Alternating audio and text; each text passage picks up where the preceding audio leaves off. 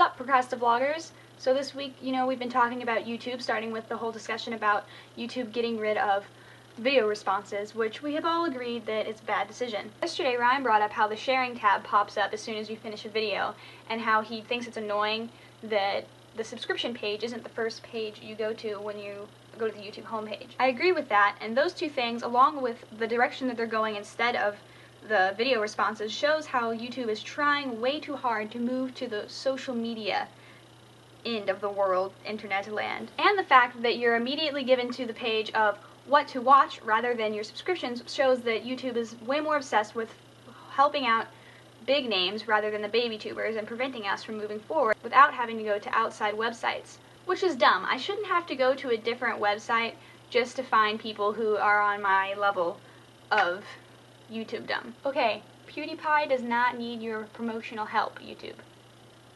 I do. And of course the reason they do this is because of ad revenue. Certainly it's helpful for creators like PewDiePie and the Vlogbrothers and people that we enjoy watching. There's nothing wrong with that. Also undiscriminatory towards videos like viral videos that are just hit or miss, that are going to get lots and lots of views, but they don't bring any long-term enjoyment or satisfaction to an audience. It shows the difference between YouTube the community and YouTube the website. YouTube the website obviously wants to make money from ads, but I don't think that they see the community that's happening. If they knew the importance of video responses to people who do contests and how people interact with their audiences, then they wouldn't take them away. All they're thinking about is views and immediate satisfaction, and that's just not the purpose behind the YouTube community, and that's not what we want. So now instead of video responses, people are going to have to use @replies to a video that's on their channel. I'm not really sure how this is supposed to improve views, since it's going to make it 1,000 times harder to find it, at least before video responses were all in one place. And video responses weren't ever really there to generate views. They're there to as an interaction between yourself and the creator, or the creator and his audience, or her audience. Facebook has kind of been doing the same thing, where it's trying too hard to be the social media by so far making itself like Twitter, which doesn't make any sense to me, because there is not one type of social media. YouTube is not a social media in the same sense that Facebook is a social media, and Facebook isn't a social media in the same sense that Twitter is. All the time you hear people say, oh well, Tumblr's better than Facebook, it's definitely the best social media site out there. But am I going to stop using Facebook and only use Tumblr?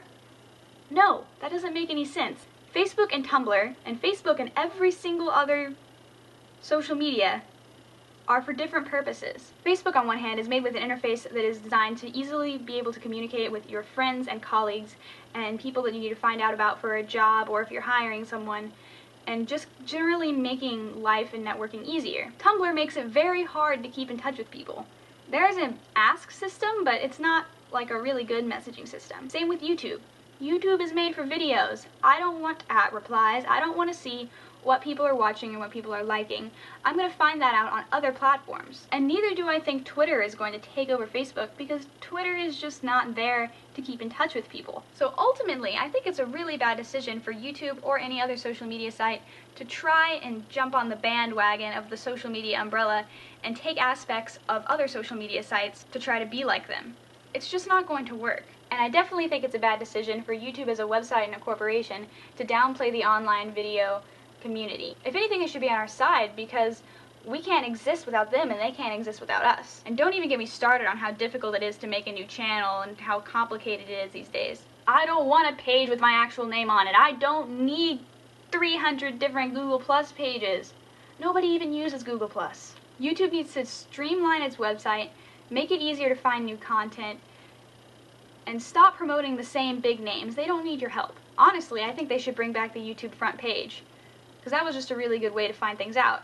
And I guess that's kind of what the what to watch is supposed to be, but it's really not all that helpful when it's only based on the algorithms of things that you like and on what's already popular. If you have any thoughts about the subject, please leave them in the comments, and like this video if you liked it, and don't forget to subscribe so that you can see next week where we're all going to do Alex Day's YouTube survey. So, see you around.